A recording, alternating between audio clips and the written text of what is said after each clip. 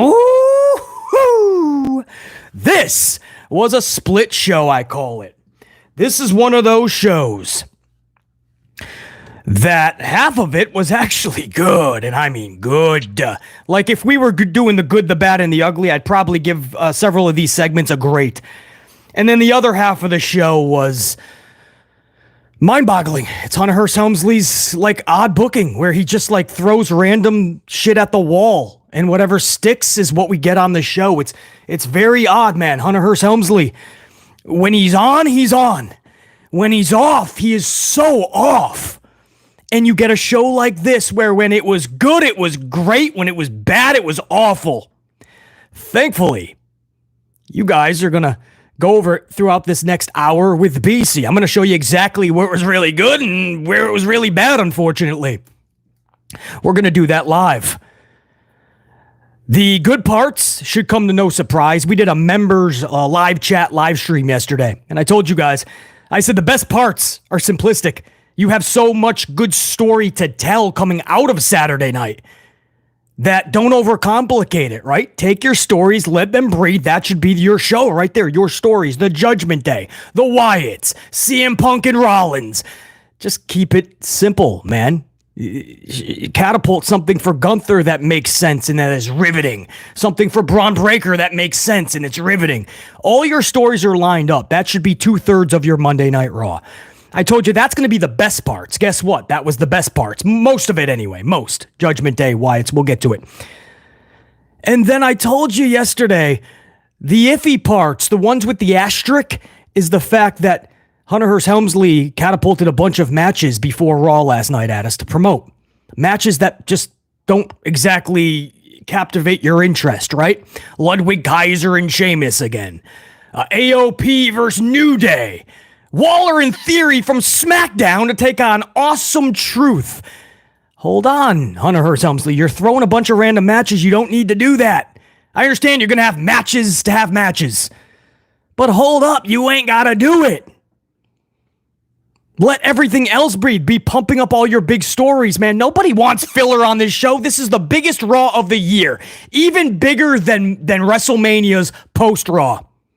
And I'll tell you why. Because the landscape changed Saturday at SummerSlam. So now you have to capitalize. And you're on Sci-Fi. You cannot afford to lose anybody else. This was their biggest show. Or at least the most important show last night. Nobody's trying to get your filler. Nobody's caring about Ludwig and Sheamus. Nobody's caring about AOP and New Day. Nobody's caring about Iyo or Dakota versus Sonya Deville. Nobody cares. If you want to do the matches, all right. You're promoting it like we give a shit.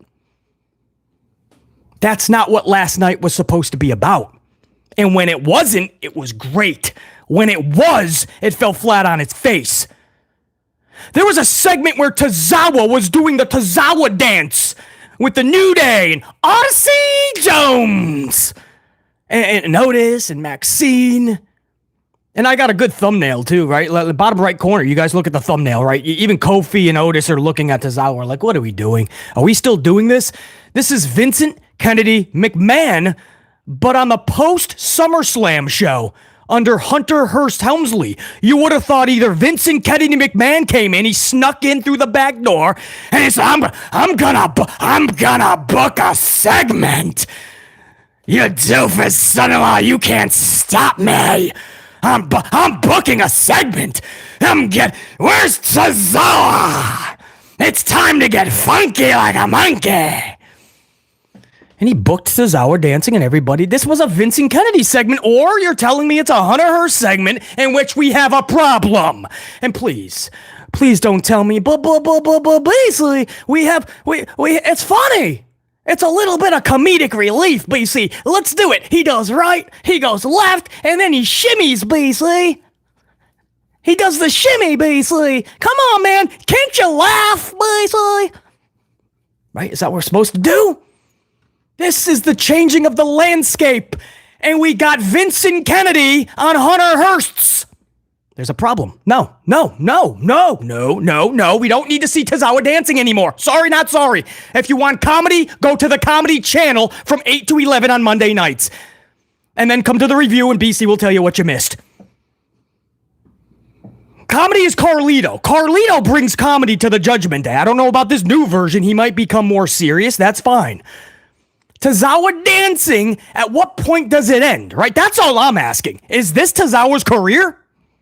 Is he just a funny dancing guy for the next 2, 3, 4, 10 years? And every single Tuesday morning, this is what we talk about. Tozawa did his dance. This time he did it with Braun Strowman and Odyssey Jones. Jelly Roll was with him with MGK. Every Monday, maybe we have a different celebrity. Don't tell me that wasn't VKM last night, bro. Odyssey has this powerhouse debut, and 4 minutes later, he's dancing with Tozawa. If you ripped Vincent Kennedy for that type of segment, you better rip Hunter Hearst.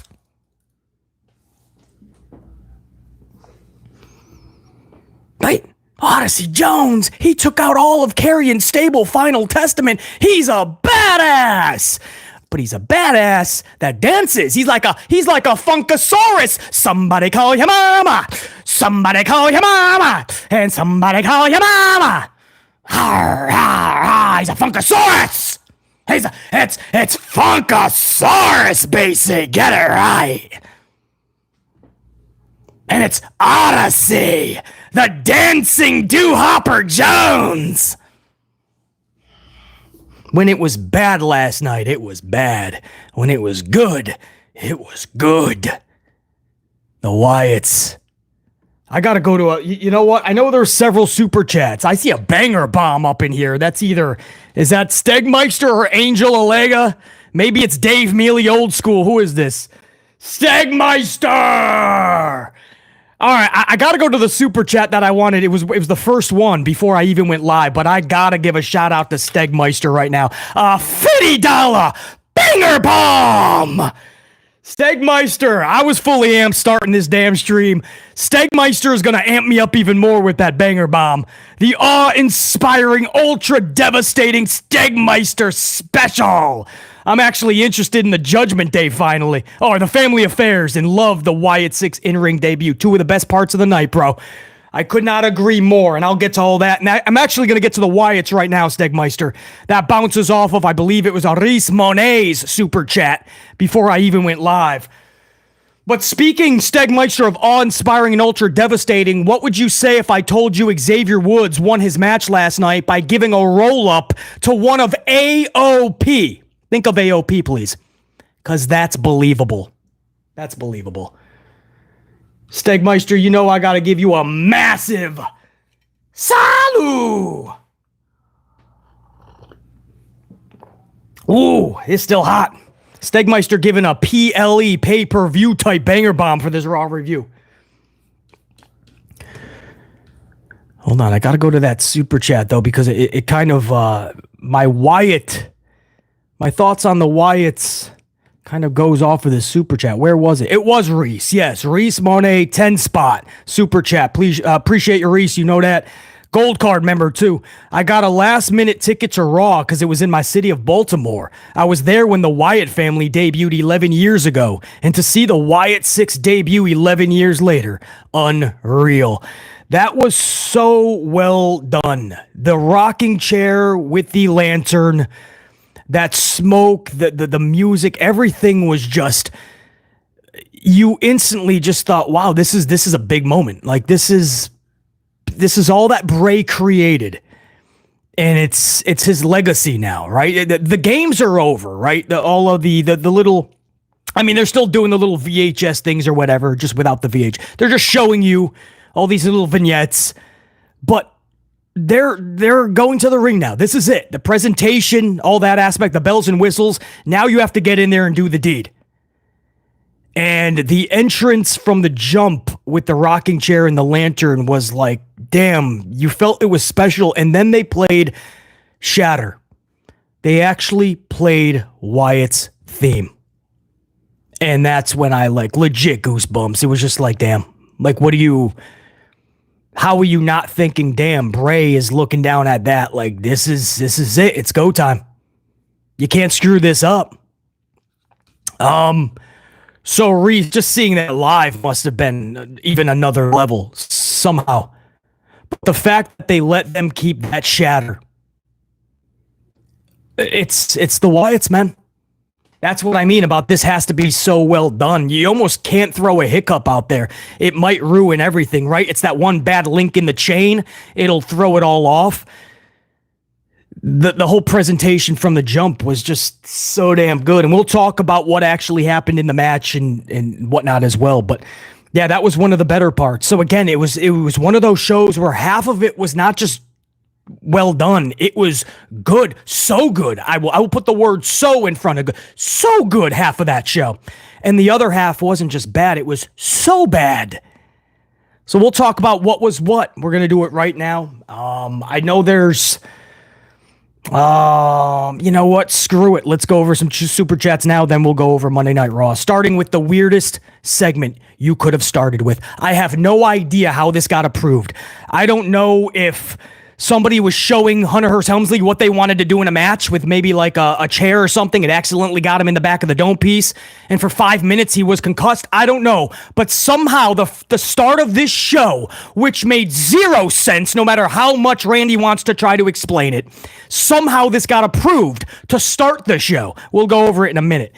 First and foremost, Prime Killer with a $5 Booker T super chat. Prime Killer says if Orton can get a rematch because of a botched pin, then what about Seth, or is Triple H going to ignore that botch? I actually put that in my notes, so you took that, Prime Killer. I'll get to it in the opening segment. Beautifully said. Beautifully said.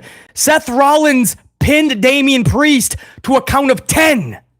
Damien was in La La Land, didn't know where he was. Seth should just be champion then. Or at least should have been in the Gunther Priest match at SummerSlam. By that knowledge, there's no knowledge here. This doesn't make sense. You're going all the way back to King of the Ring when Rollins clearly pinned Damien. But we don't use that logic, right? They just needed a way to get to Orton and Gunther, and they're like, hey, remember when you didn't kick, or maybe when you accidentally kicked out? Remember we didn't even mention it because it was just a mistake? What if we use it in a story now? Little more than 2 months later. Prime Killer, you're using logic. You can't do that. 100 on the ups. I haven't even started the show review yet. Appreciate you guys big time, man. Ali, $5 Booker T super chat. Monday Night Raw last night in Baltimore. Every segment on there was absolutely mind-blowing. I enjoyed it. Wyatt 6 entrance stole the show. Every segment on the show was mind-blowing. Ali, on this channel, we're going to ask you to raise the standards a little bit, bro. Iyo and Sonya was just not. AOP and New Day was just not. Ludwig and Sheamus was not. Tozowa's Dance was not. Jey Uso reduced to pumping up Sami Zayn's IC title match for next week. That's not how you utilize Jason Uso at the height of his yeeting. There was so much that was not mind-blowing, Ali. But if you thought so, that's what matters, man. You know what I mean? I truly mean that. If you can get that enjoyment for 3 full hours on a Monday, that's what we're all trying to get. We're all trying to get to a point where we can go, good segment, great segment, mind-blowing segment, awesome segment. So we're all trying to do that, Ali. But I don't see where every single segment was next level. Ali has another $5 super chat as well. And also, BC, hearing the music Shatter play, it got me so emotional. Really miss Bray Wyatt so much. Yeah, that was absolutely goosebumps. It just pulled emotion out of you, whether you wanted to or not. Who's cutting those onions? That was wild, Ali. That was so well done, for sure. Stagmeister, man, that banger bomb box is going to be at the top of that chat for a while, man. So, Stagmeister, you're literally sitting atop the unit right now with that banger bomb. JR9. I think that's the live chat right now. Two spot. Orton is about to be 0-7 in 2024 PLEs. Just awful. Yeah, because he ain't winning, bro. You ain't taking the Gunther off or you ain't taking the Gunther off of the title. You ain't taking the title off of a Gunther. I can assure you of that. So Orton is just here to rack up another L. More importantly, Orton's just there to fill up some space to give Gunther a match. Let's be honest, I mean, that's what's happening. Fleck Guapo, one spot. Just stopping by to say what up, Fleck Guapo. Appreciate the support, dude. Stegmeister sits atop this unit with that banger pop. Hey, my 1 years. You see that star after your name? I amplify that a little bit. I don't know if it's on a smaller screen for you. Maybe you can't see it. We truly made it amplified. There's lightning all around that gold star. There's a lightning bolt in the middle of that gold star. So I made sure when I say it's an amplified star for being a 1 year channel member, you guys you're amplified now. And again, when you get to 2 years membership, you won't get that golden coffee. You're going to be hanging with BC at the head of the table. Appreciate it, guys. Should we do it? Let me get a swig. We're going to get right into this Monday Night Raw, 8/5/24. Half this show so good, half this show so bad. Let's see what was what. I should have done a good, bad, and ugly on this. Sarah, you know it. Sarah in that live chat. Much love, Sarah. Much respect. So with all of the ways you could have started Monday Night Raw, we start with the oddest open imaginable. Gunther promo. That's not the odd part. That's good, right? You're hoping that something big's happening. Gunther, it's Germany, bashing Berlin in 3 weeks. You got to have something massive, right? Randy Orton comes out. Randy Orton. Baltimore is screaming, right? I have voices in my toes. They tell me. Give this segment toss boot. So they're singing along. Randy Orton's middle of the ring, and I'm thinking, what do we do? We already got Waller in Theory showing up just because Jelly Roll took him out on Saturday in Miz and Truth. So we have Waller in Theory. That's muddying the waters. That's telling your audience don't even believe in the brand split, but whatever. Now you have Randy Orton. Randy Orton just pops up in front of the world champion. Not just Orton's coming for a match. Orton shows up to the world champion of Monday Night Raw. And he's like, I think I should get a match. Because remember a couple months ago, my shoulder was up, actually, man. And I know I didn't say anything then, but I kind of, now that you have the title, I kind of want to be the first one to get the title. Never mind the fact that you're from SmackDown, so you can't even go for it. And then he goes, Triple H thinks the same thing, by the way. I had a chat with H. He feels the same way. But they never said that H demanded the match, right? He was just saying, I'm challenging you, because Gunther ended up saying, JR9, am I right? The segment ended with Gunther saying, I accept your challenge. And they shook hands. So he didn't say Triple H demanded it. It didn't come from an authority figure. He was just having some coffee with Hunter Hearst Helmsley, and Hunter's like, yeah, your shoulder was up. We did fuck that up, didn't we? I think you should eventually get a title. And Randy paraded his ass down there and challenged Gunther, and Gunther's like, I accept. Does anybody care that he can't even go? That was the King of the Ring. That wasn't for a title. Maybe, guys, if this was a title match and Randy got his shoulder up 2 months ago, okay, maybe you can revisit. This was for a silly crown. You can go to Burger King and have a more relevant crown. This was for a crown. This had nothing to do for a championship.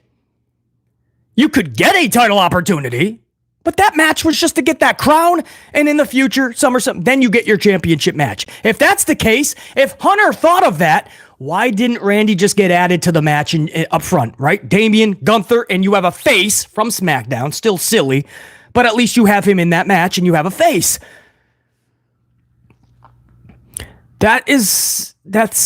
He's from SmackDown. The match where he put his shoulder up was a King of the Ring match. The title wasn't on the line. And Randy Orton has just become your new number one contender for the Raw World Championship. Guys, what do you... What are we...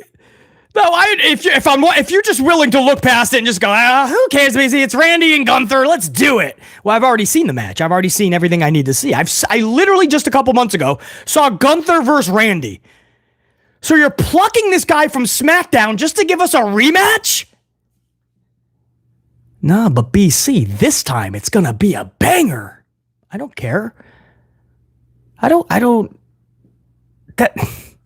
It doesn't make sense. I've already seen it. I don't need to see more. If you do, that's fine, but I would still ask that you would want common sense and logic. Basically, his shoulder was up. Hunter Hearst Helmsley agrees. Gunther accepted. Let's just go on with it. Then you just told me never again believe or think highly of a brand split because the company never gives a shit. And now it's gotten to a level. It's surpassed Vincent Kennedy McMahon. Now he's plucking his top stars to go to the other brand and just go for their title. Boom! Snap of a finger in 10 minutes. In 10 minutes, a SmackDown guy is now going for the Raw World title that the Raw guy just won 48 hours earlier. Not even.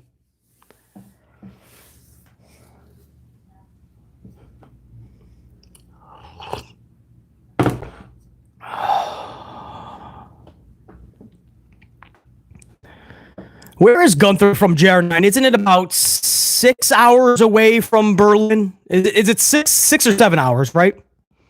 Maybe eight or 9 hours if it's traffic. It's about 6 or 7 hours from Berlin, right?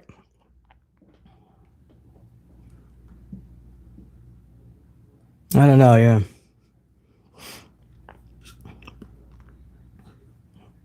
No, but the point is, he's several hours from Berlin, but that's still going to be his home.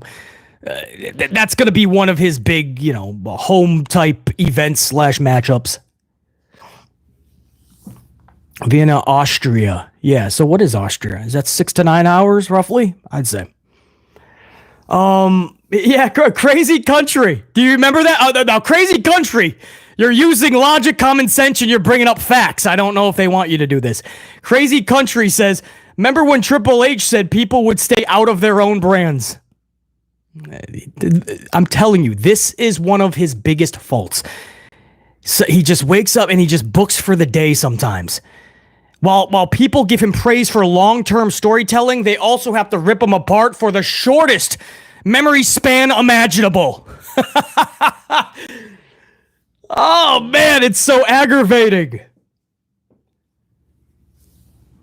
Sarah, BC 100 about the draft and the brand split. I'm just spitting facts. I have nothing else to present to you guys. I do so many other things outside of talking wrestling. My free time is for you guys to do this. I don't have to do this. I could stop this right now and that's it. And then I have a million other things to do. I have no reason when this red light goes on to bullshit, right? This isn't my living. It's not my career. It's not what I have to do.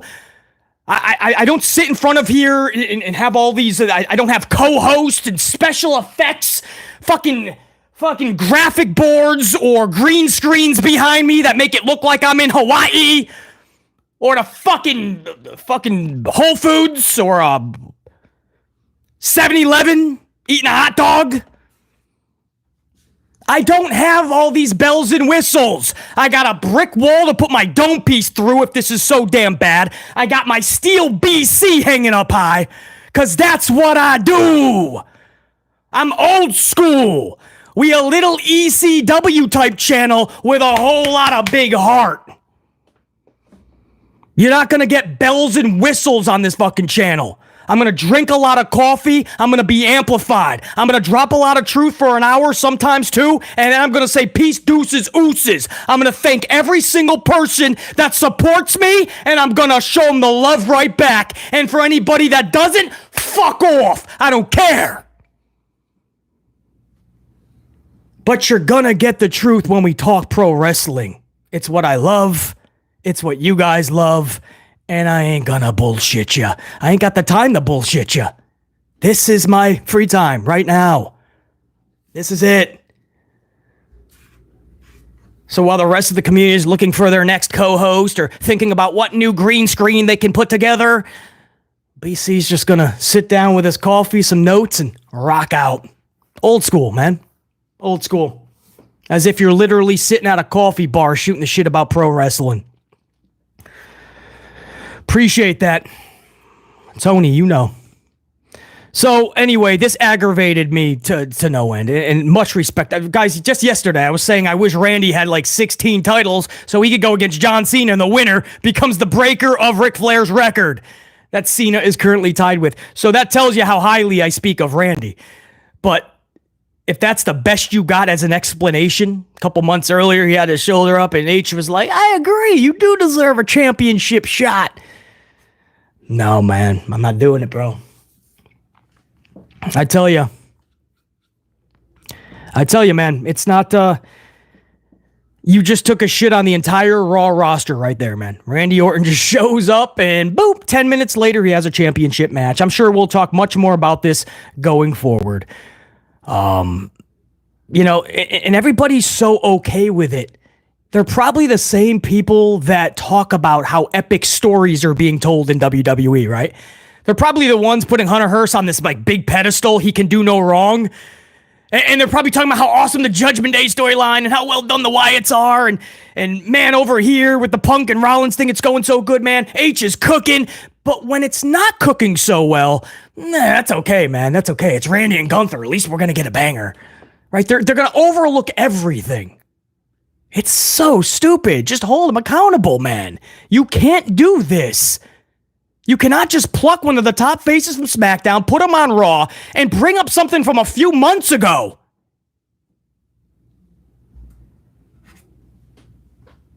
If I went into the local 7-Eleven and stole a candy bar, and I went in every day after, and then the cashier saw me steal it, and every day he says hello and lets me purchase fucking milk and cookies every day, and then I come in 3 months later, and he goes, "That's him, officer! He took the candy bar 3 months ago." Well, why didn't you get 3 months it took?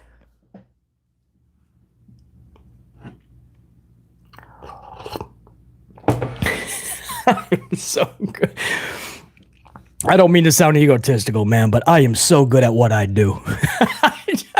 Sometimes I take a swig of coffee and I'm like, BC, you got this shit on lockdown, bro. Oh, man. Let's go to the first match of the night. We're talking Sheamus. We're talking Ludwig Keiser via pinfall. Rematch, by the way. Pat McAfee said it best. Even with a mid-match attack by Pete. Now, I said half of the show was really good, half of the show really bad. The first 30 to 40 minutes, really bad. The weird thing with Randy and Gunther and their stupid rematch in 3 weeks. And then this first match, Sheamus and Ludwig. But I'm sure I'm supposed to be talking about how physical they got. And it was so good to see Ludwig back from injury. But what I'm going to talk about is the finish. Right, Pat McAfee said it best. Even with a mid-match attack by P.D. Dunne. Even with a mid-match attack by Pete Dunne, Ludwig Keiser still couldn't pull this victory off. That's not speaking too highly of Ludwig's future, A. B, what are they doing with P.D. Dunne? Does anybody know what's happening with P.D. Dunne? This dude looked like an absolute clown fool shit show last night. He shows up with his ukulele, or whatever it's called, shillelagh, some type of lele. He misses, then he gets a bro kick or a bro knee, and then Sheamus just conducts business as usual on Ludwig and collects the pin, and then afterwards Pete Dunne wakes up and he's like, fuck, that didn't go over so well. I drew it up better on my Post-it notes. There was nothing after, right? It's not like P.D. Dunne's like, I'm going to try again. If at first you don't succeed. P.D. Dunne's looking at him like, damn, dude, that was really stupid of me. So I ask again, what are they doing with P.D. Dunne? This dude was such a clown last night. Wow, that was bad. That was bad. And when it was all said and done, I'm like, this is a commercial-free first hour, which to WWE means 53 minutes, because after 53 minutes, you had commercials.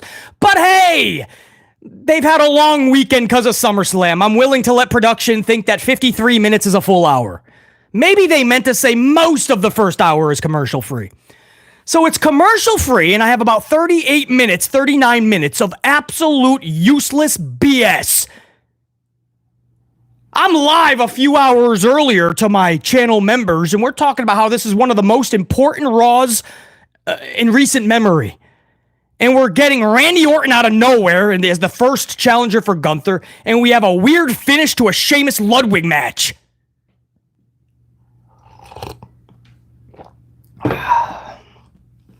Now we can get to the really good part, finally, right? A powerful segment was next. An amplified Damien Priest storming to the ring. That's what had to happen. It's those little things that are not so little, guys. He couldn't just come out a little bit angry. He couldn't just have a puss face on like somebody just took the last triple layered moose cake at catering. He's got to come out storming to the ring with purpose, and that's what he did. Gets on the microphone. He yells out to Balor. Balor, get your ass out here to take your beatings, he says. Balor shows up on the Tron. Deep cutting promo on Priest by Balor. Balor says, you say you're from the streets. Well, now you're just a loser from the streets. And I'm not going to fight you. No, I don't need to. But J.D. McDonald's, he will fight you. And no, I don't need to. But I will. I will, every chance I get, stab you in the back again and again and again. Because, yeah, I screwed you. Came right out and said it. You're damn right I did. And this really pisses off Damien Priest. But after Balor says those words, the camera kind of steps back a little bit, right? Pulls back. And entering frame is literally Liv Morgan, Dominic Mysterio, Carlito, and McDonald's. And I'm telling you guys, man, this whole group coming together, that was a wow factor for BC because you saw the separate turns on Saturday. But to watch the group come together, you didn't really know if they were going to put them all together, right? It almost looked like Liv and Dominic can go their own way at this point. And then you don't know where McDonald's is going to go. You know, is he going to side with, maybe he goes with Damien and he joins the new faction with him and Rhea, or maybe he stays with his tag team partner, Finn Balor. But you didn't know. And Carlito, he was a wild card as well. But to watch them all take their side, and it was clear at that point that, if you didn't already know, that Damien Priest and Rhea Ripley got DOS booted! DOS booted! Where's those DOS booted emojis? Channel members, anybody got the DOS boot? It's brand new. Love that damn thing. That's somebody's FOSS getting DOS booted. There it is, Jared. DOS booted! Rob's got the DOS boot. Ray Hunt, that's what I'm talking about. Fucking Rhea and Damien got done dirty. They got done filthy. DOS booted out of the Judgment Day. DC Lanyard, James Shrimp Fajita, Stegmeister, Big Nang, Alicia. They got DOS booted, man. It's so wild. Like, they all get to watch them come together. It was wild, man. It was like, whoa, that's the Judgment. They booted, of all people, Damien and Rio, which was 2/3 of the original Judgment Day. I'm talking before even the Balors and all that. Like, it's wild to know that they got kind of ostracized and booted from the group. I don't know. It was just it was an epic moment. And I'll use that word. It was such an epic moment. The camera pulled back. They all came together and it just like wrapped up. In a little way, it wrapped up everything that happened on Saturday night. And at that moment, we were now able to catapult to the future. And you would not be done with all these peeps as well, because there was a segment in the third hour, I believe. There was a big segment that was even better than this. But that was, if we were doing a good, bad, and ugly, I would literally give that segment a great, which is 2 goods. So that's when the show finally picked up for me, toward the end of that first hour. And Priest barrels to the back in search of Finn Balor. Again, just like he came to the ring, storming to the ring, he stormed to the back. That's how you want him acting, right? You want to believe that this dude just got screwed at SummerSlam by his good friend, his good buddy, and on top of that, because of that, dropped his title. So you believe that he's not just going to walk to the back and try to get back. He's going to storm back there. And I wish they did more with him trying to search for Balor. Just like I wish they kept up with Punk in his pursuit of Drew. I'll get to that in a little bit. First, there was a 90-second match we have to go over. So you know that has to do with the females.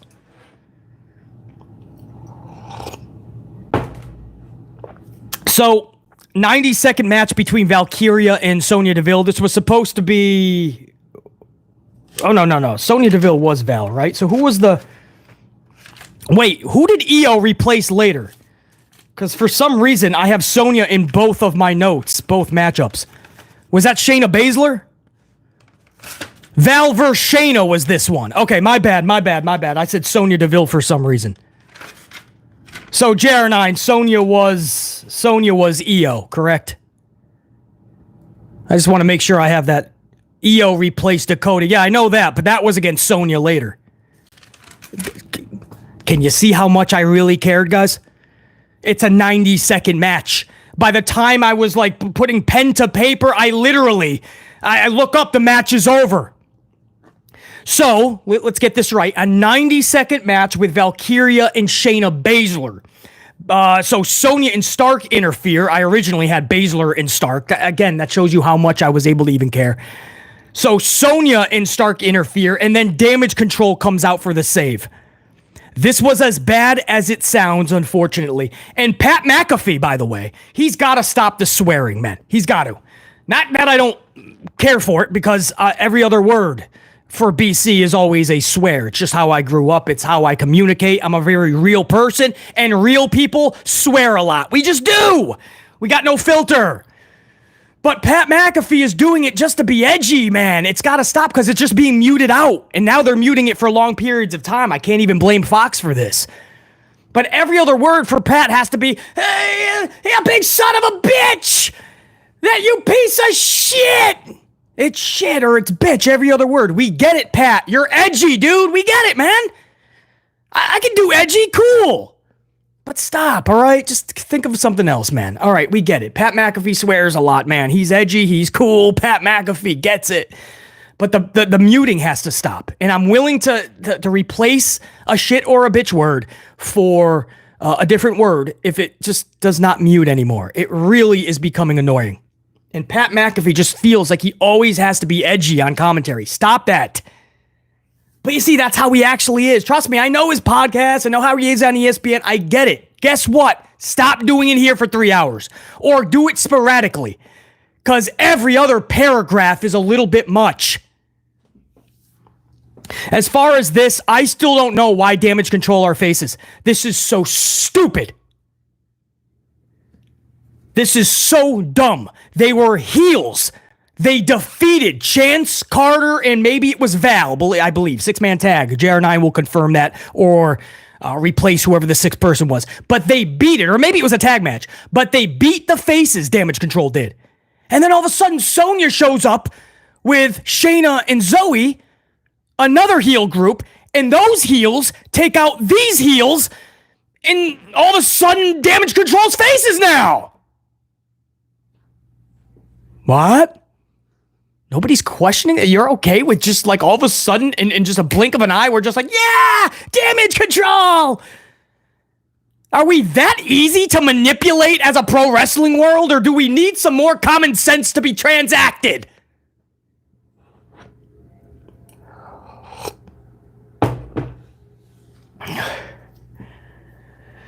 Yeah, and they're going for the titles too, which are held by heels, Jared. Because next week, JR9, isn't it next week? It's like Damage Control versus Sonya's Clique, and the winners get the title opportunity, which is just going to be another set of heels. But they want you to believe Damage Control are faces now. You remember back in the day, and it wasn't too long ago, when he like turns, they made sense? Heels just attacked these heels that beat the shit out of Bayley, by the way. Totally did Bayley dirty and filthy. And now you're just supposed to forget about it because they got out-heeled. No, I can't, guys. Again, if you are okay with it, I'm not even ripping you, bro. If with all that goes on in the world, if you can sit down for 3 hours on Monday night and love all of this, awesome. And if you love BC, even when I am ripping it apart, even much more love and respect to you. If you're loving this, that's fine. But I hope you're at least understanding why a lot of people like BC need a lot more common sense involved, and we need to raise our bars a bit more.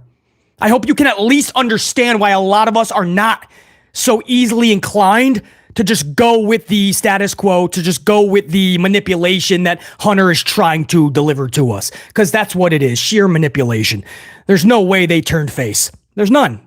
Another heel group out-heeled them, and now all of a sudden they're taking on all the heels in the company. Doesn't make sense. And it just further proves my point. Damage Control has been misused since the day they debuted a couple SummerSlams ago. Their highest peak was their lowest. Iyo has the best run with that championship, and she had some really good matches and a really decent to even good run. Outside of that, Damage Control wasn't until fucking Bayley finally ex-nayed him. Bayley finally wins her title. But as a group, just ain't working, man. And now all of a sudden their faces, we've seen this. This is what they do. When they don't have anything for you and nothing else is working, they just turn you back and forth.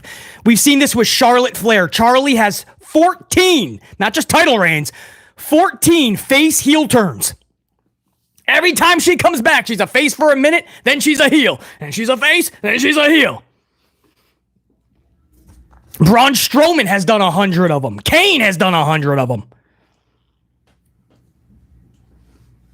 Anyway, that was a 90-second match. BC's review of it was a lot longer, clearly.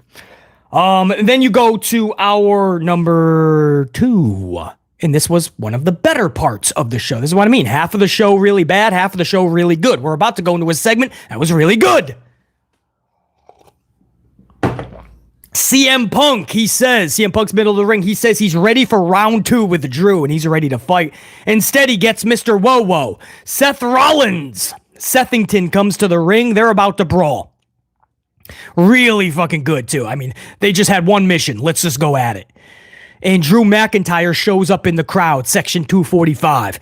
And he's up there, and he's trying to get their attention. He's trying to cut a promo, and they just got their eyes locked on one another. Seth and CM Punk won't even look at Drew. But Drew's way up high cutting the promo anyway. He's trying to get their attention. Finally brings up CM Punk's Larry the Dog. He's got the bracelet. He mentions Larry the Dog, and then he mentions his wife, AJ Lee. And that's when Punk absolutely storm barrels out of the ring through that crowd. CM Punk in hot pursuit of Drew McIntyre catapults up that crowd, man. It was really well done. Back in the ring. Now, before I get to what happens in the ring with Seth, I do want to just say this, because I'm saying it's a really good segment, because that was just half of it. When Seth was left behind, the other half of this really good segment transpired. And I'll get to that in a minute. But I do have to nitpick the CM Punk chase for a second. They should have added. That was so well done. I thought they were going to pick up on it. I wanted to see them like outside of the building at this point. It should have left with Drew actually in a vehicle. Maybe he tries to like run over Punk because he's trying to escape. And that's the only way he gets away. Or maybe Punk, he takes a car and he drives and there's a car chase. And that's how you end it. They got a car chase going. But you could have went to the neck. This has been 3 months plus now, or 5 months plus. What am I saying? Half a year. You can't just have it end with CM Punk go up the crowd and that's it. I think a few segments later, like, he came across Adam Pearce, right? He had like a steel chair. So I'm like, wait, you went up through the crowd, but now you're backstage in the corridors? So good. I wish they just spent that extra creativity on it, the extra time, and put in the extra effort. You could have extended that chase. Now back in the ring, Seth Rollins. This was done good. A lot of people are actually don't care for this segment because they're saying, how does this make sense? And it has to do with Bronson Reed. How does this make sense? Because it comes out of nowhere, right? This isn't like Randy Orton from SmackDown bringing up something from 2 months ago, though, taking on a Raw champion, right? That's out of, you're not complaining about that? That's out of nowhere. Bronson Reed has been complaining about opportunities. He finally gets his W last week over Sheamus, but he gets no match this week. Instead, the guy who lost, Pierce, puts Sheamus in a match to start Raw off with Ludwig. So he tells Pierce backstage, he's pissed off. He's like, all right, I see how it's going to work. Just like Braun Breaker. I'm just going to have to do it myself. And Sethington is looking up at Punk chasing Drew, and out of nowhere, no match, just to prove a point, Bronson attacks Rollins. But he knows he can't just be a simplistic attack. He's going to annihilate Sethington. And that's what he does with 86 tsunami top rope splashes. 86! Now, that might be a slight exaggeration, but only slight. Just a little bit of an exaggeration. Because this dude got all of it on every splash. Bronson finally looked like the beast he should have been. And I've never been a big Bronson supporter. Because he just doesn't do it for me. I'm waiting for the company and him to bring that out of me. Make me care, man. And be captivated by what you're doing. Make me respect it. Finally, we get booking like that. And that's why booking matters every single moment. For BC, there's no reason to have booked him 50-50 and even worse the last several months since he's debuted on the main roster. You've made this dude so average. So now you have to work twice as hard for people like BC to put him up on a pedestal. There's no reason he shouldn't have been booked like that. Because nobody wants to remember that at any moment, snap of a finger, blink of an eye, he can resort back to the guy who loses half of his matches. That's the problem that Dragunov is in right now. Dragunov is a total bum somehow. Dragunov is one of the best wrestlers on the planet. And he's a bum in WWE. And I know, in time, he'll get his push. Maybe he'll win a mid-card title. Took LA Knight a year and a half. Finally got a mid-card title thanks to Hunter. Hunter had him wait a year and a half, but he's got the U.S. Championship. Should have had that a year ago. Doesn't matter if Dragunov finally gets his push. You're asking fans like BC and a lot of this unit to forget about how bad he can be. I've used this example in the past. I'll use it again. My New York Yankees. We were the worst team in baseball for the last month and a half. We're doing a little bit better now. If we win the next 20 games in a row, good. Guess what? That's not going to make me say we're one of the best teams in baseball because I know how bad we can be. Snap of a finger, blink of an eye. We can become one of the worst teams at any moment. Why? Because they showed us that. This Yankees team has the capability to be really bad at any moment. And once that's instilled in your subconscious, you can't shut that off. It's not a light switch. It's not a refrigerator you open and close. Booking matters. Beggars can't be choosers. At least we got Bronson looking like a beast last night. And when I say beast, he looked like a legit human form of a tsunami. Seth Rollins was coughing up blood. Seth Rollins had Jason Jordan. He had all the referees and the suits and ties trying to break this up. Guys, I literally put this in my notes. This was old school WWF. This is what we grew up on, a lot of us. We grew up on this type of segment. Let it breathe. Make it feel special. This is what we grew up on, segments like this. I'll take this over any match we had last night. Minus the Wyatts. I'll get to that in a minute. A few minutes. But I'll take that over Sheamus and Ludwig in a rematch. I'll take this over 90 seconds of Valkyria and Shayna Baszler. Or Iyo and Sonya for 4.5 minutes. I'll take this over New Day and AOP or Waller in Theory versus Awesome Truth. I will take storytelling. Storytelling. Entertainment is what this still is at the end of the day. It's what pro wrestling has always been. So if you're looking for two dudes to scrapple around in their underwear doing cool plancha splashes and moonsaults and 630 doohickey Canadian destroyers just so you can yell, "This is awesome!" I don't know what to tell you. Other than that is not professional wrestling. These shows need to be for the storytelling. These shows have to put segments like this first. I don't care if they last 20, 30, 40, 50 minutes. Oh well, you'll get your little wrestling match probably in the next segment. They'll let them wrestle for 15 minutes. They'll do all the moves you want to see. They'll fly like they're jumping off a trampoline. You can do all your chants. You can even yell, "Fight forever." You can do them all. But none of it matters if you don't have segments like this in storytelling. Otherwise, you're just going to watch Valkyria take on Shayna. You're going to watch AOP and New Day. Waller in Theory and Awesome Truth. There's not reason for any of this. There's no chance for you to even care. You have to have the stories being told. You have to have segments that you're going to remember from these shows. How many times does Monday Night Raw go off the air and you don't remember anything the next day, basically? Nothing. Surely not a week from then. Nothing memorable, right? This is memorable, man, and it has to do with Bronson. Bronson annihilated Seth in a beating we haven't seen in a very long time. It's something you're gonna remember. It's old school WWF. It's what BC definitely grew up on. Let it breathe.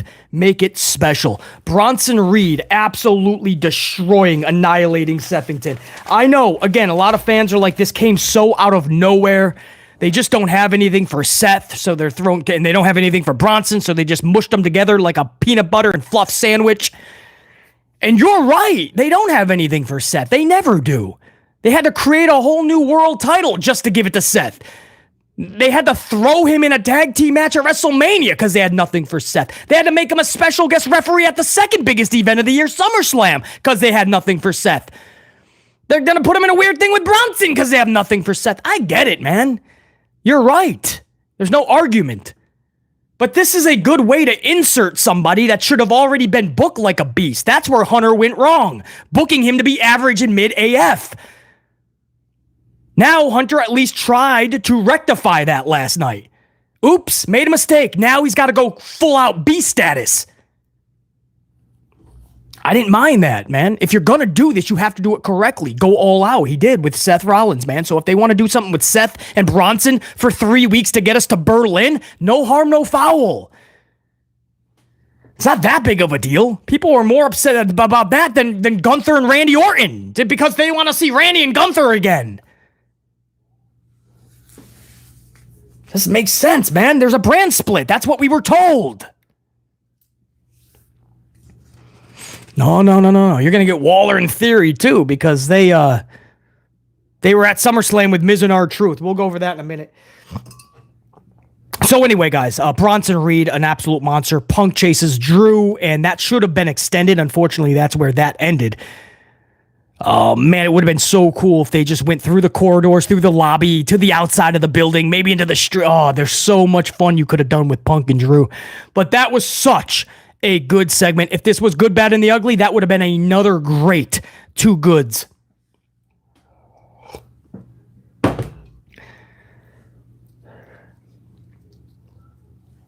Unit, you still rocking? You still hear me all right? Did I blow out I've been amplified this whole hour. I thought I was a little more relaxed. Then we started the stream and my coffee was off. You guys still got me all right? Should I keep going? New Day versus AOP? Yeah, Marie. All clear. Good. Hold on, let me get over. We're still continuing hour 2 right now. We're going into AOP versus New Day. Before I do that, before I continue on with hour 2, want to give a shout out over to Rob Reverne with that 10 spot super chat. Couple of coffees from Rob. I appreciate that super chat, Rob. Here's to a fun SummerSlam and an amazing week of content from BC Amplified. Amplified! There was 2 amplifieds there. I like that. Rob, I'm glad you enjoyed all the content. Hopefully we're captivated by all the content. A lot of knowledge we dropped, but a lot of... Man, you guys made it more fun than anything. Honestly, you guys stayed so amplified this entire weekend, and I think I know that just made BC even better, bro. So, Rob, you know I'm going to do it. I do it all the time on this channel. I'm sending that thank you right back to you, dude. And Jack Brewer with a $5 Booker T super chat. Jack says, I enjoy Bronson Reed destroying Seth Rollins and got goosebumps hearing Shattered. Bray will always be remembered. Yeah, I'm going to get to that. I talked about it a little bit, Jack Brewer. I'm going to get to the Wyatt and Shattered. I didn't think they were going to do that, to be honest. I wish they would. I didn't think they were going to do it. They did it. We're going to talk about that in a few minutes. But yeah, Bronson and Seth, that was so well done. A lot of people just think it's so out of the blue, and it is.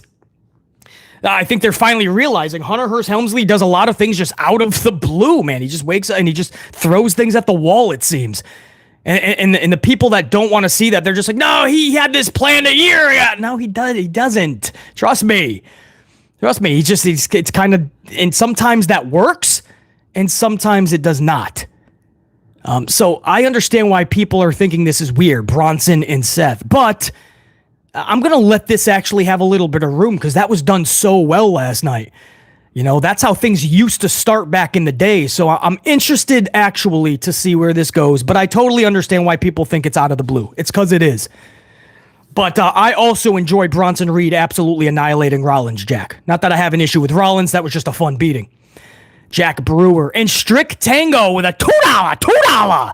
Super chat. Hello, BC. Glad to catch this live. Tomorrow is my birthday. Go, go, go Tango. It's your birthday. We gonna party like it's your birthday. And we don't give up because it's your birthday. Strict Tango. Happy birthday, dude. Big Nang and Jonathan King are giving you some "this is awesome" emojis. This is awesome. Good deal, Strict Tango. Happy birthday, dude. Let me go back to where I was. Hold on. Where's my screen? There's my big screen. Where'd I leave off? New Day defeating AOP.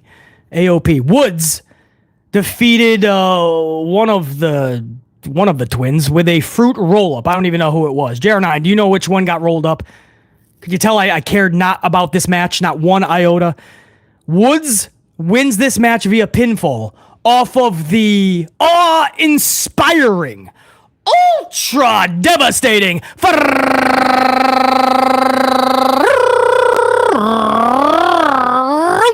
roll-up.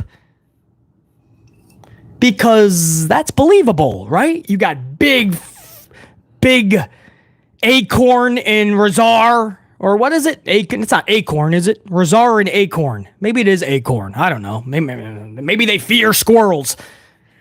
So Acorn and Razor Ramon, they're massive, right? And you have Xavier Woods just roll one of them up. And if you catch the replay, you really got to watch this. They just have to lay there. They can't even try to kick out because they'll accidentally kick out. So that's what happened, man. Fruity roll up. So,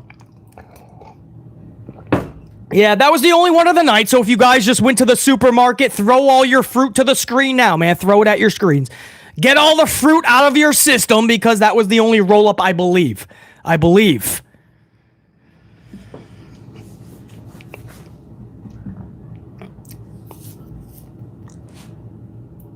Yeah, what's he call it? The backwoods fruit roll? The backwoods? Yeah, the backwoods. I know. He's tried to show a lot of people like Paige the backwoods.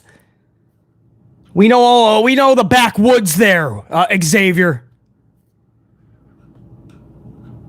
Block those woods. No trespassing, Xavier Woods. The backwoods, this guy. This guy. The backwoods. It's a fruity roll-up, and it's not believable when you roll up Acorn and Razor Ramon. Those dudes are massive. Razor and Acorn should be rolling you or just flattening you. It just doesn't make sense. Oh my goodness. Yeah, Brianna. You don't like the backwoods? Xavier's gonna hit you with the backwoods. He's chasing Paige. Get over here, Paige. It's the backwoods. You're gonna get the backwoods.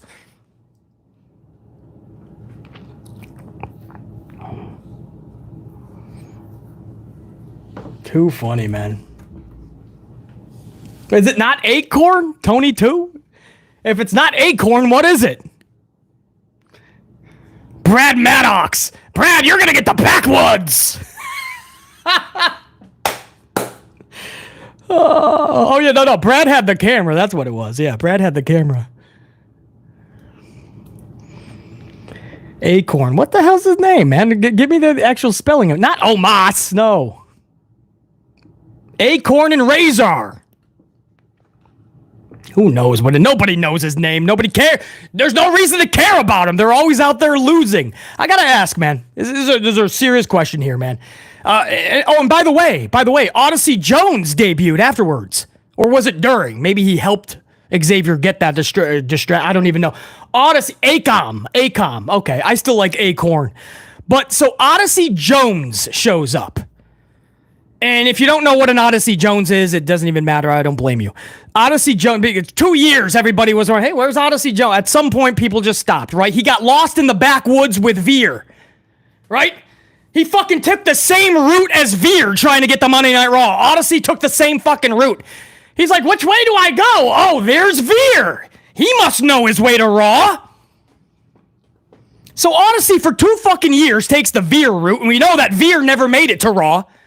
I think he did actually show up, thought it was the wrong fucking destination, and then he took off again. So Odyssey shows up finally after 2 years of being on this damn main roster.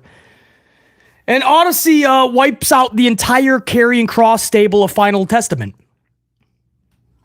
Okay. Shamrock, what happened to Veer and Shanky? They're still lost in the backwoods. Xavier Woods isn't letting them out. You're staying in my backwoods.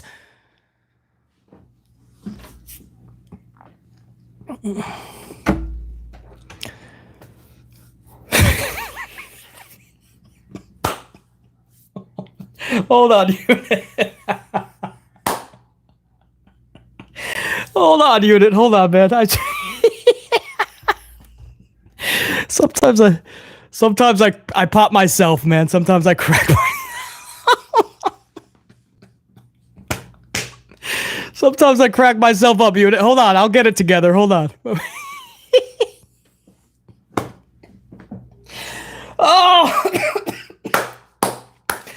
Oh, I love this shit, man. I love this shit. Woo! Crack myself up, bro. I popped myself. I gave myself a "this is awesome" chant. Damn. What was I talking about? Oh yeah, so Odyssey shows up. Okay, so that's good for Odyssey, right? He literally picked up Razor Ramon and Acorn, and he totally planted them both at the same time. So I'm like, hey, good for Odyssey. Maybe they're gonna make him like an insta beast, like Bronson should have been booked, right? Maybe Triple H, Hunter Hearst Helmsley learned. He's like, all right, you're gonna be a beast. And then afterwards, no kidding, man. Don't re-crack me up, unit. Your laughing's gonna make me laugh, and then we're gonna be doing this for 10 minutes. So my question is, isn't Final Testament, I hate to use the word buried. I hate that word in wrestling. Every time somebody loses a few men, we say they're buried. I'm not even saying Dragunov is buried. He just got ruined, unfortunately. But isn't Final Testament kind of, if not fully, aren't they on their way to being buried? I mean, Final Testament has been rendered useless, irrelevant. They're a nonsensical group, unfortunately. You get no emotion when they come out. That's sad. When they first got together, I was like, oh, Scarlett, Paul Ellering is back. Fucking Karrion, of course. AOB's with them. They've been nothing. And now they just get fruit roll-up. They get rolled up, not just defeated. And then a new guy shows up and wipes them all out. Aren't they kind of done? I won't say maybe buried, because of course you can, you can turn the booking around. They're not totally done, I guess, but I mean, don't we have to kind of turn this around last night? Like, it's imminent. You have to turn them around if they're ever going to be anything. We're almost getting close to where I will use the word they're buried, guys. We're getting to that point. Because then if you try to give them good booking going forward at a certain point, I'm not even going to believe it, because I'm going to be like, whoa, man, we were just talking about how if you book somebody so bad for so long, no matter what you do to make them look good going forward, we're never going to forget that they can be that bad for that long. So, I don't know, guys. Final Testament, they have so much potential. It was like Bobby Lashley and Street Profits. It's like, all right, I'm willing to give this a chance. And they just were shit on. And nothing. It's like he put them together just because he's like, oh, well, Hurt Business is dismembered. I don't want to put them together. But I see, okay, Bobby Lashley is black. The Street Profits are black. I'll have another black group. Because that's how Vince McMahon always booked, and that's how Hunter Hearst Helmsley books. He just books you by kind of what you are, right? I'm convinced we get a couple more Latinos in there. You're going to see an LWO, you're going to see an LDF, and you're going to see the Los Boricuas back. I'm convinced you're going to get a third group just because of, you'll Splinter Cell it. Rey Mysterio will have one, Escobar will have one, maybe Andrade will now bring back a group. Maybe Los Boricuas are just a stone's throw away. When Asuka comes back, she's going to be right back with Iyo and Kari. And I know, on one hand, you go, well, I mean, it's simplistic, BC. You know, it doesn't take a lot of effort. You just kind of put everybody with it. You know, they fit together, BC.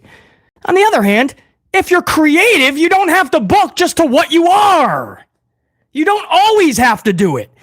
The problem is, when you watch for decades, you just see it over and over and over. It gets redundant, man.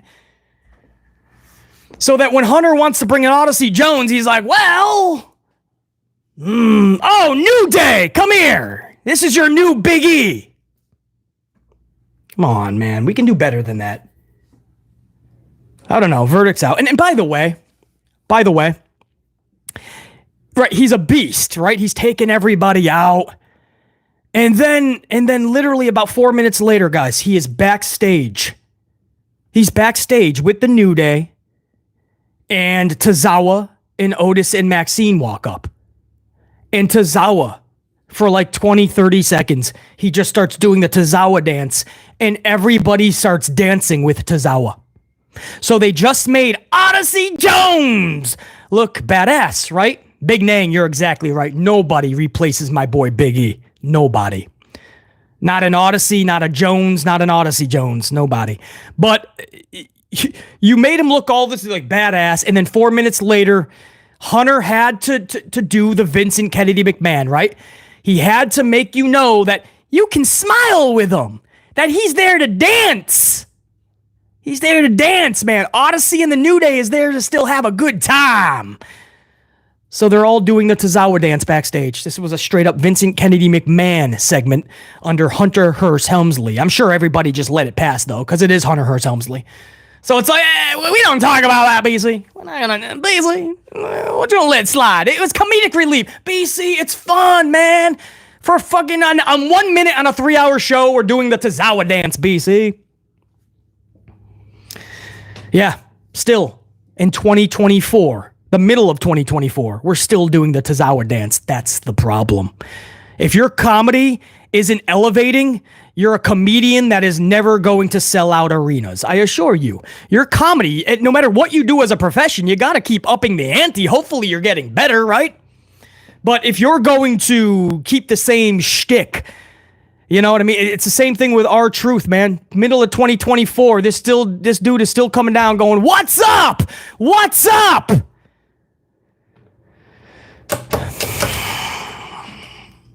That's not comedy. Carlito is more comedy to me, man. Carlito is natural, man, and it's fresh and it's new, and he's always doing something unique. So, yeah, backstage, Odyssey Jones, who just took out Final Testament, is dancing with Tozawa. Yeah. Ty Mellon, let him cook, they say. Again, I've seen some really good things from Saturday night from Hunter Hearst Helmsley, and I hope I keep seeing them, man. And I saw some good things last night, really good. But as a fair review channel in this community, we have to talk about the flip side, guys. We can't just put Hunter Hearst Helmsley on a pedestal. Too many people do that. You can't. You're never going to get the best product if you just say everything is awesome, and then everything that's not, you're just like, oh, it's all right. He's got to just give it time. No, there's a lot right now that is actually ruining the future of these talents if it doesn't get switched up now. That's the problem. I don't know how many more weeks, months, or years you guys are going to be okay watching Tozawa dance like an idiot. SmackDown's Waller in Theory versus Miz and R-Truth. That's right. SmackDown's Waller in Theory on Monday Night Raw because they rubbed shoulders with Miz and R-Truth at SummerSlam. Theory pins Truth. That's it. Theory pins Truth. Nothing post-match.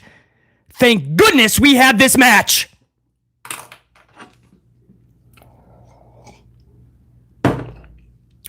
Were you not entertained? Waller in Theory versus R-Truth and Miz. Theory defeats Truth. And we go to commercial break. Man, I'm so glad. I'm so glad that Nick Aldis lent us his former tag champions. Thank goodness. Hour number 3, Damien Priest versus JD McDonald's. I am love. Oh, I've.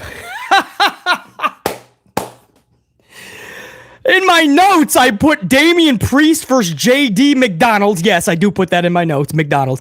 And then I put, I am loving the believability from Priest. But the way I read it real fast, because I put I am loving right after McDonald's. So I read it like Damien Priest versus JD McDonald's. I'm loving it. Like the old commercial. Ba-da-ba-ba-ba. I'm loving it. PC is wild. I am loving the believability from Priest as of late. I told you guys several times since SummerSlam, man, when he knew he was about to be beat by Gunther, he had one last motion to do. Instead of going after Gunther, which he knew was always going to lose, he was already going to lose, he lunged for Balor. I loved it. And the facial expressions, the manner, everything was just brilliant. So, and then last night, storming to the ring, everything he did in that first segment in the first hour segment with Damien was just brilliant. It was almost to perfection. And then here, it's these little things, man, that are, oh, we're almost at 200. Yeah, man. Smash that. Who didn't smash that up? Go over to 200. I want to see that live, man. Let's start focusing on 300, dude. Fucking get amplified, man. Get amplified, unit. Smash that over 200. I love it. So when where was I? Oh yeah, so this is not a minor moment for BC. So McDonald's holds up his tag team championship and Damien Priest swats it out of his hand. It flies over the top rope, over 200 on those ups. Love it. Now we go 250, 300. Why stop there? When we give this to the replay unit, let's make sure that we're giving them hundreds of likes as a spot. So in this, before this match, he swats the tag title and it flies out of McDonald's hands over the top rope. McDonald's looks like legit pissed off, like angered. You don't see him like that type of angry. And guys, that's obvious because in this business, disrespecting someone's title is the ultimate no-no. Anybody will tell you that in this profession. I've been in that ring. I have friends right now traveling the world doing this. And what you don't do is disrespect somebody's championship. And that's why the whole thing exploded with Becky Lynch and Charlie Flair. You guys remember when Charlie kind of threw down the title when Becky was supposed to get it? That was why that was a big deal. So Damien smacks it out. That's a massive deal for these wrestlers. But it was needed. It showed you that level of frustration. You all concocted that, and you have the balls, the audacity, the nerve to hold up your stupid title like this is about titles right now? Wapaka! That championship went right over the top rope. It's freaking perfect. So now we go to Priest in this match. Priest was great again in this match. Everything he was doing, you just believe that he wants to just plow through this new Judgment Day. Finn Balor would attack for the finish, so Priest would win this by DQ over McDonald's. Again, Balor interrupts, takes out Damien Priest. Then all of the Judgment Day hits the ring. So you have Carlito in there. You've got Balor already. You got Dominic Mysterio, even Liv Morgan. Somehow, Damien Priest is able to fend off everybody. He's about to deliver that razor's edge to Dominic Mysterio. Or was it Balor? I think it was Balor. He actually got his hand on Balor, I think. But Liv Morgan was able to pull Balor off. Somebody who remembers vividly, it was Balor, not Dominic, right? So he pulls off Balor, I believe, and Damien goes face to, well, not really. Liv's kind of down here, but face to below nipple with Liv Morgan. And Morgan's like, what? Knowing that Damien's not going to hold off. And that's when Dominic, it was Balor, because Dominic came in with the chop on the back of the knee. So then Dominic takes him out, and then once again, the beating is on Damien, and then, this is my brutality! Rhea Ripley catapults to the ring. Rhea Ripley, man, you watch this thing in slow motion. Rhea Ripley is like a grizzly bear that's about to attack Acorn, and there's nothing Razor can do about it. Fucking right. AOP is running away from this grizzly bear named Rhea Ripley because she is just like, and she's I don't know how. I forgot how I did this, but I watched it in slow mo, and she's screaming as she's running, and she's like, I'm gonna crush you. I'm gonna eat you. You're going to be eaten. It was wild, man. It was so believable. Like, she's coming to take out everybody in the arena. And who the fuck's stopping her? It was Rhea's rage. So Rhea catapults, and I love this. This was so good. I'm like, no, don't let him run off. Don't let him run off. We've already seen CM Punk chase what's his name? Drew McIntyre. We didn't see anything. So now I'm thinking, somebody gonna get those hands. Somebody's got to get dropped, man. Either it's Dominic or Liv. They both can't run away. And I was so glad that what happened next happened. So Rhea is catapulting. Dominic and Liv are the last ones of Judgment Day to take off. They jump the barricade, but Liv gets caught up. Rhea catches her. It was so good, man. I'm like, yeah, we get a little bit, right? She didn't get Dominic yet. She didn't get all of Liv Morgan yet. But she got Liv, and she sent her face first into the outside of that ring post. And Liv Morgan sold that like the champion she is. Liv Morgan deserves a raise by Hunter Hearst Helmsley. She took that great. The only thing greater than that first slam face first to the post was the second time, because Rhea picked her up and catapulted her again for the second time face first to the post. And if you guys go back and watch Morgan after she took that, she was basically knocked out, but on her feet, leaned up against the apron. And then she like falls, or maybe there's a second one where she fell and she was kind of like her head was up. The lights were on, but nobody was home. She was totally knocked out, but her head was like up and her face was just like, just stunned. It was perfect. It's the best selling I've seen the females rock out in a very long time. And it just added to the believability that was some extra gusto and amplification into that ring post.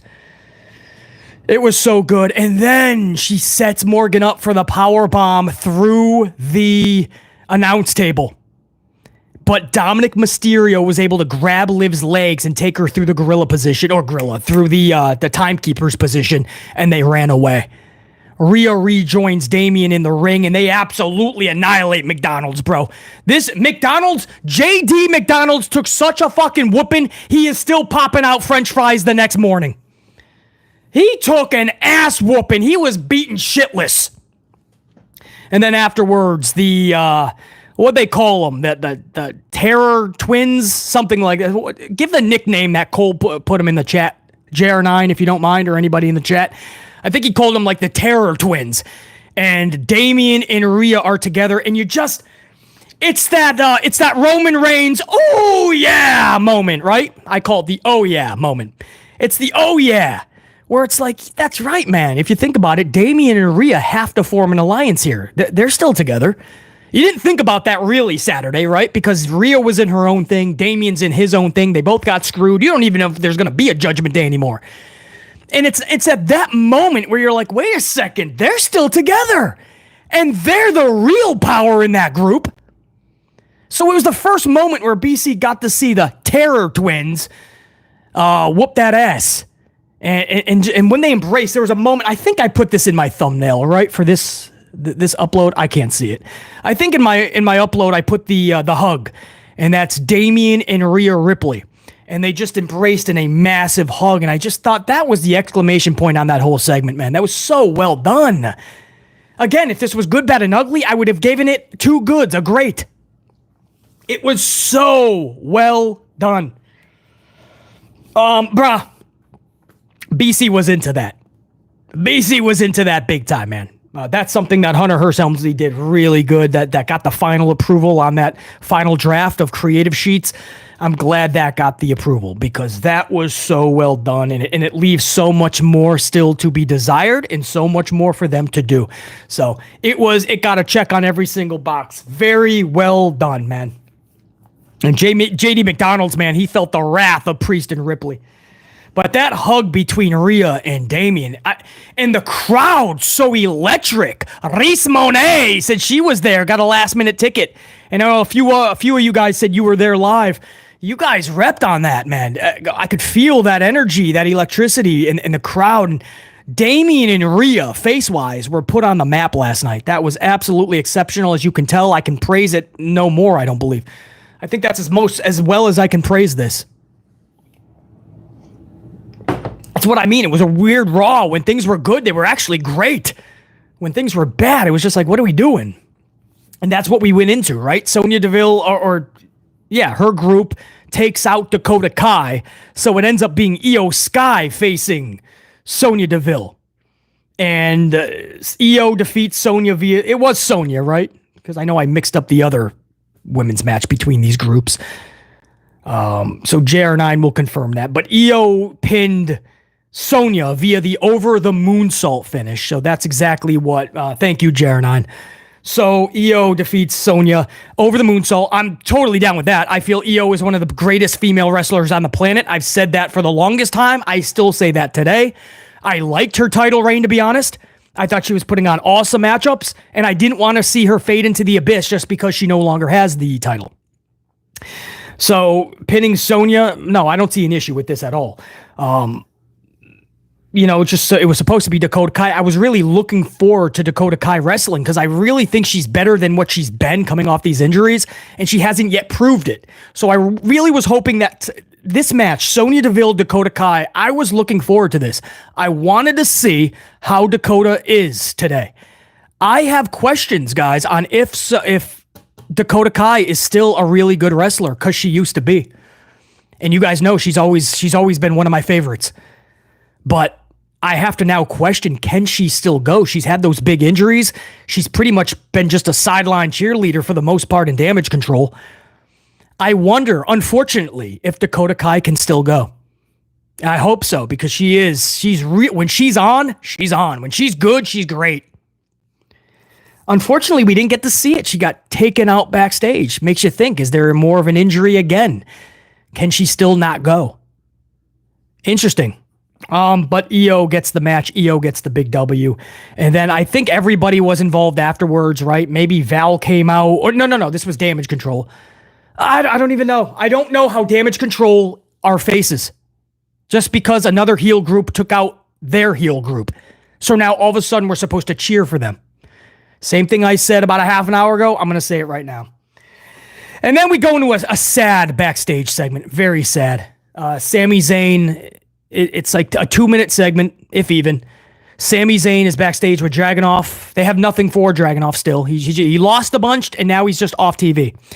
And Jey Uso, the Yeet Master, and they're just pumping up Sami Zayn's title match for next week. He's going to get a rematch with Braun Breaker. That's it.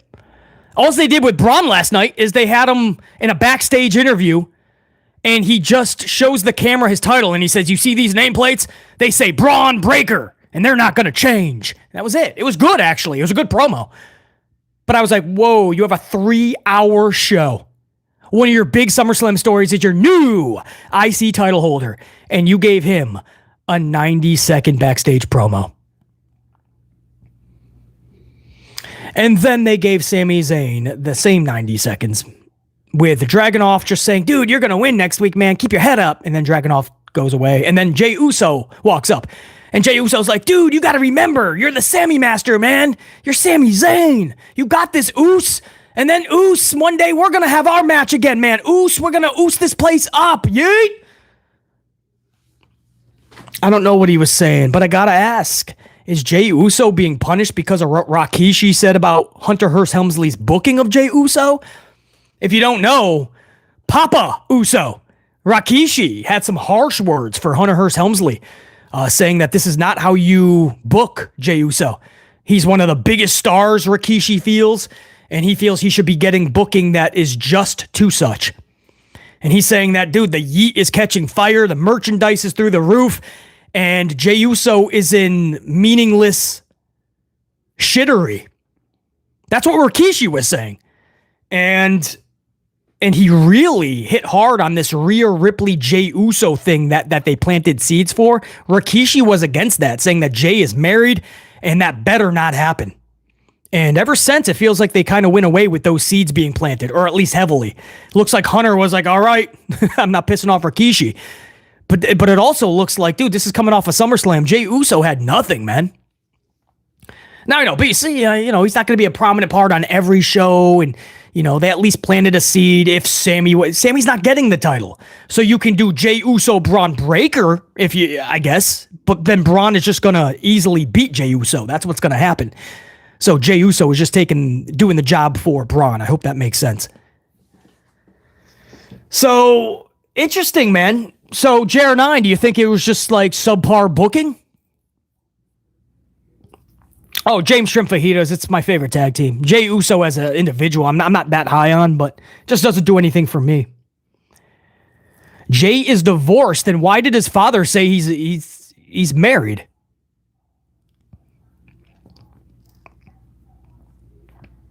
Yeah, Joshua. Yeah, Hunter will do it in spite.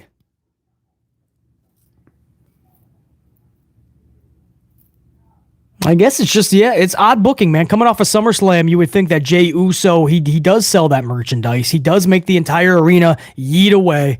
It's just odd timing to leave him completely off one of the biggest Monday Night Raws of the year, because that's what this was. And to just put him in this weird backstage thing with Dragunov, who's completely just rotting in fucking catering misery. Or the triple layered moose cake is actually delicious, so it's not misery, but...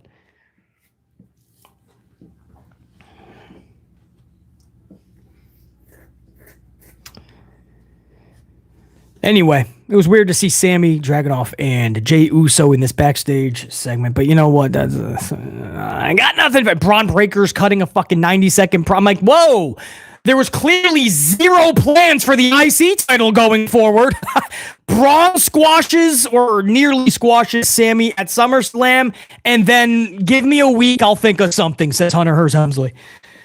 Then we go to the main event, Wyatt 6 versus American Made. In a backstage segment, Chad Gable gave Maxine the name Alpha Academy. He officially said, you can have the name. We are now American Made. And they took on the Wyatt 6.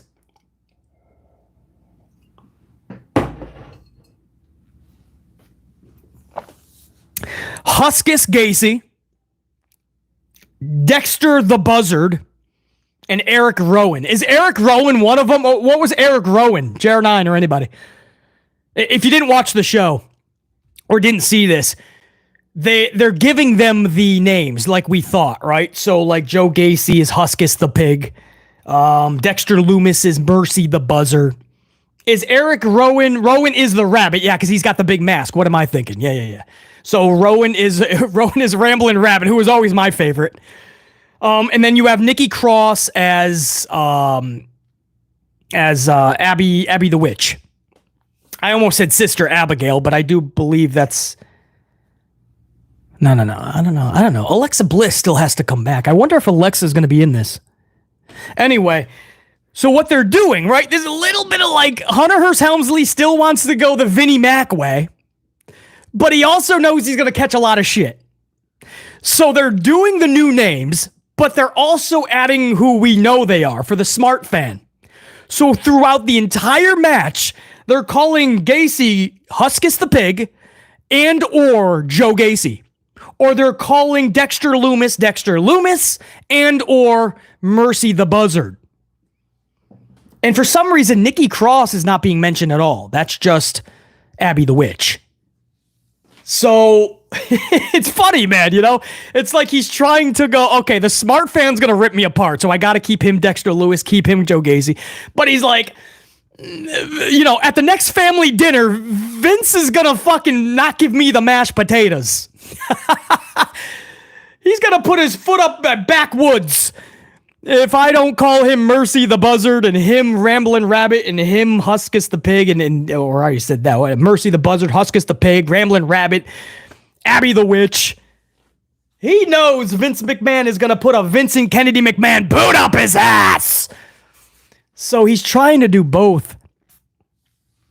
And do you guys still hear, by the way? Do you guys still hear WWE Universe? Because I'm still hearing it all the time. Maybe not as much, but I'm hearing it all the time. Backstage interviews, the wrestlers are still saying it. I've heard Hunter Hearst Helmsley say it several times.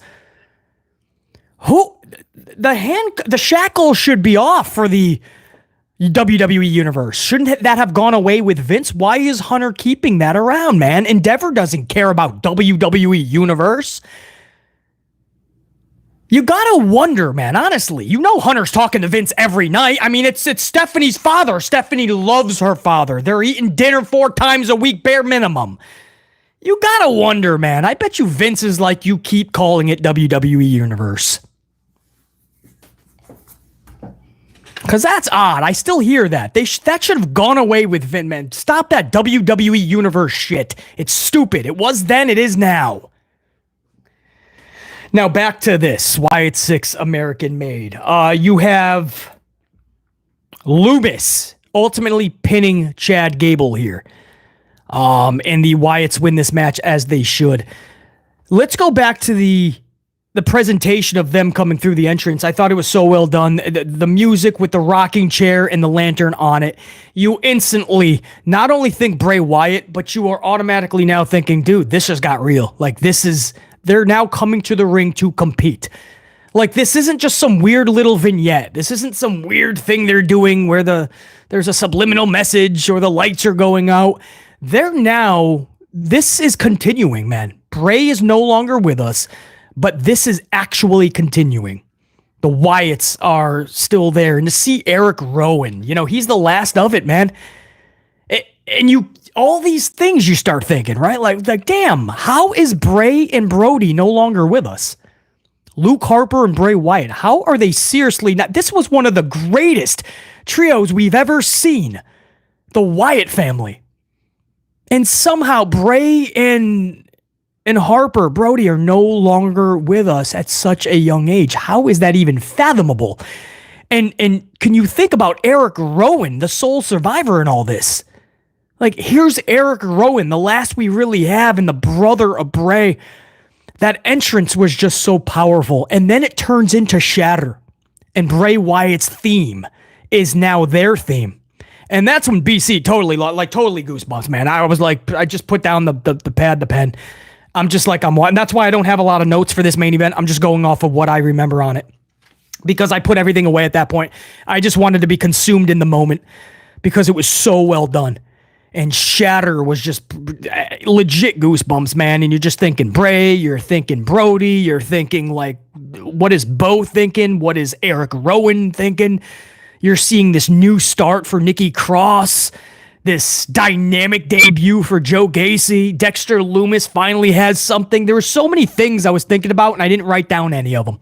Because I'm just like, I wanted to enjoy that, man. It's super emotional is the best way to put it. Super emotional. Shatter is blasting. I could just imagine if I was Reese Monet or a lot of you guys that said you were in Baltimore last night to watch this, I could just imagine like being there live and hearing Shatter just rumble through your eardrums.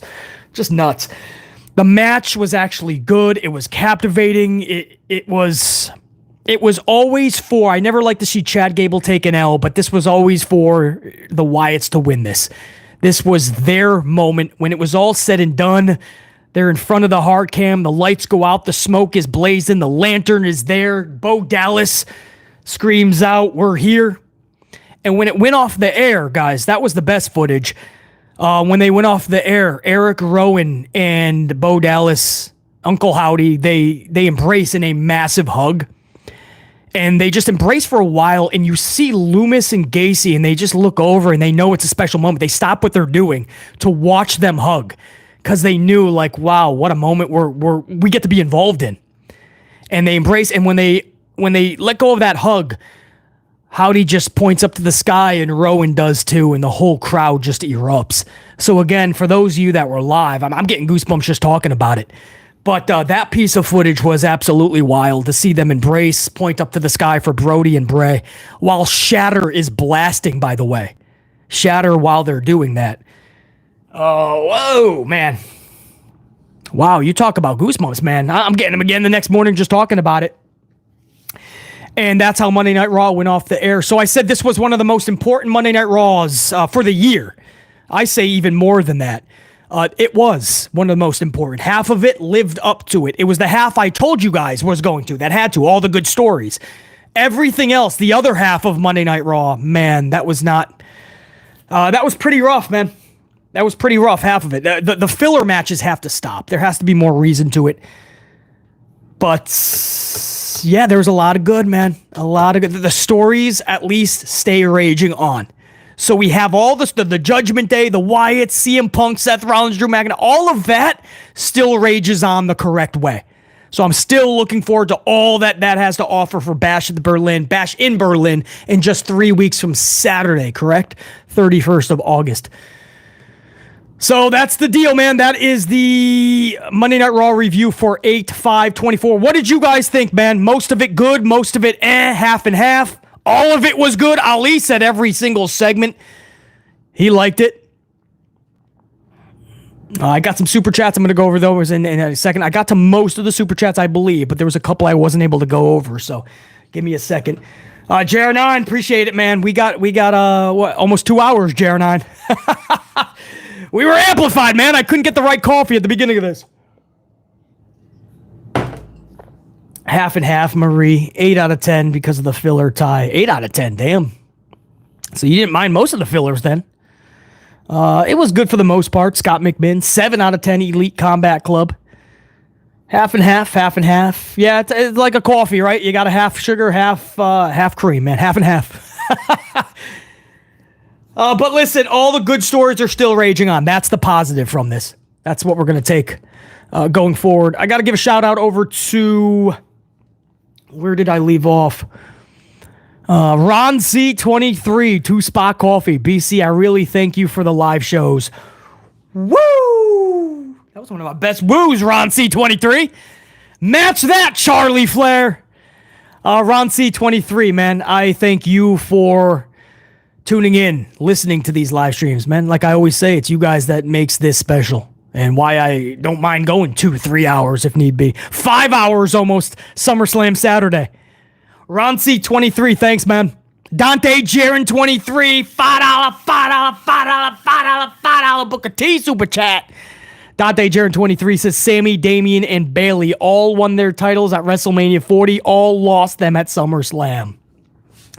Dante Jaron 23, can I go a step further?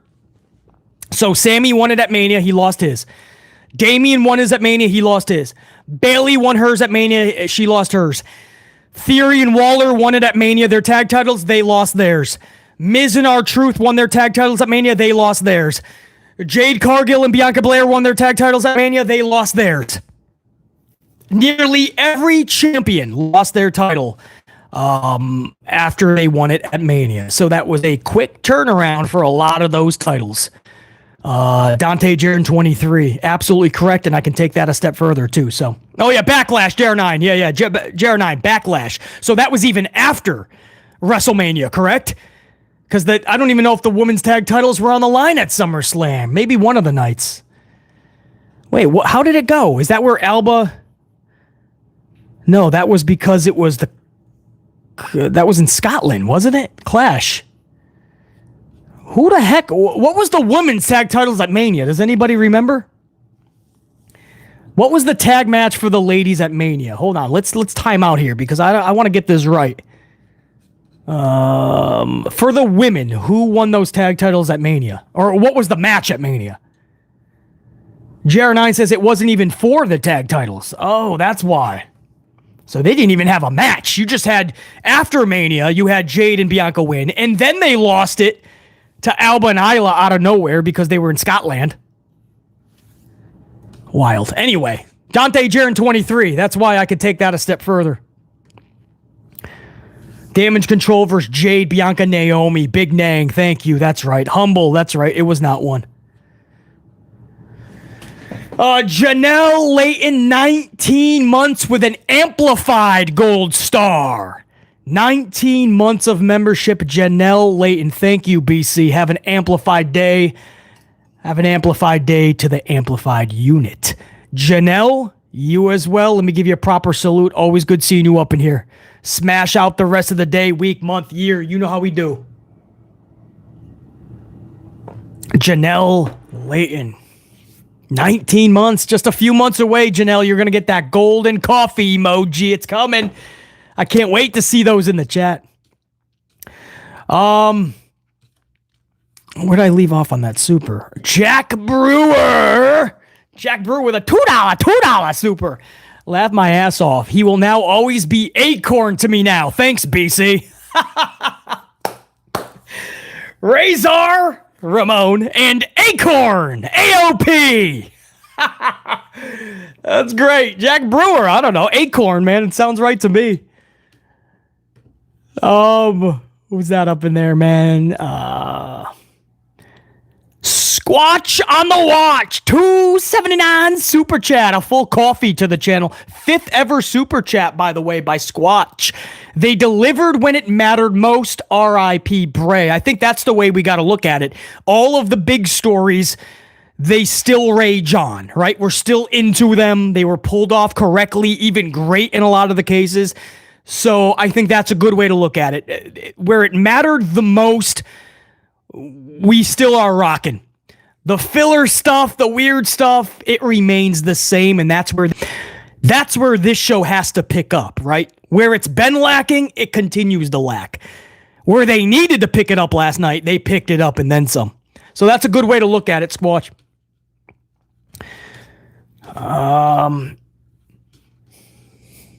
Acorn. To my super chatters, man, to everybody that threw a coffee.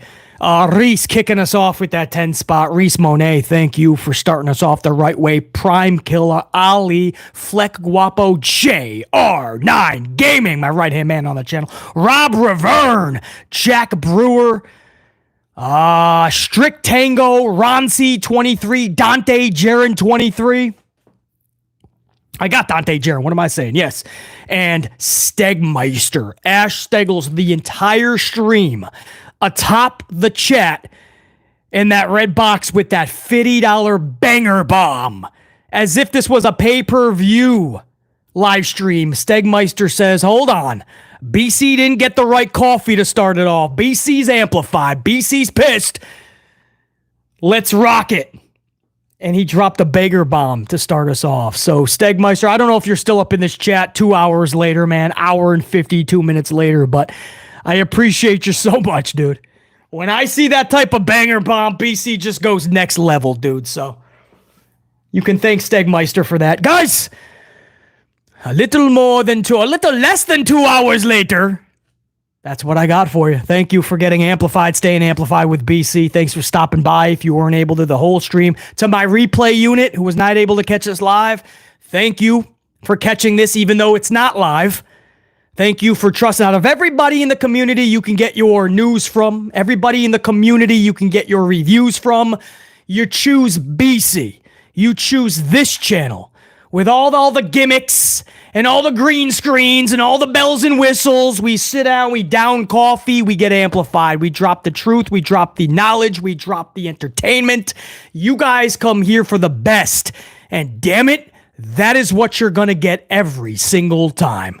So my replay unit, even though you weren't able to catch this live, I appreciate you. I went up live on 40 minutes of notice, man, and we still rocked out. Damn, we're good! Unit, check you. Until next time, and there will be that next time. Top guys, Rob BC saying check you. JR9 Gaming. NXT 2-spot. NXT is officially back on the road for CW's debut. Wait, so are they permanently out of Orlando? JR9. Hold on. We're not taking off yet. I want to make sure I'm reading that correctly. October 1st in Chicago. And then they're going to permanently be on the road for the most part? And then 1 week later, man, October 8th, St. Louis. 1 week later, AEW, All Elite Wrestling, goes head-to-head with NXT on that Tuesday because they're being booted for the MLB playoffs. So Tony Khan's AEW has to go to Tuesday's NXT time slot. So NXT versus AEW, and it is versus, trust me. Hunter Hearst Helmsley last time showed you how important it is. He stacked it with main roster talent. TK showed you how important it was for him. They're going to go to war on that Tuesday. And now NXT is going to be out of Orlando. They're going to be in St. Louis. Pretty badass. Unit, that's what I got for you. BC's gonna tie up some loose ends here, and then I gotta go get a couple more coffees and tackle the rest of this world. We gonna smash it amplified style. Check your unit. Go long. We gotta go 8. Can we go 80 yards, you think? I've been going 75. Let's go for the 80-yard Hail Mary. 85. Screw it. 85.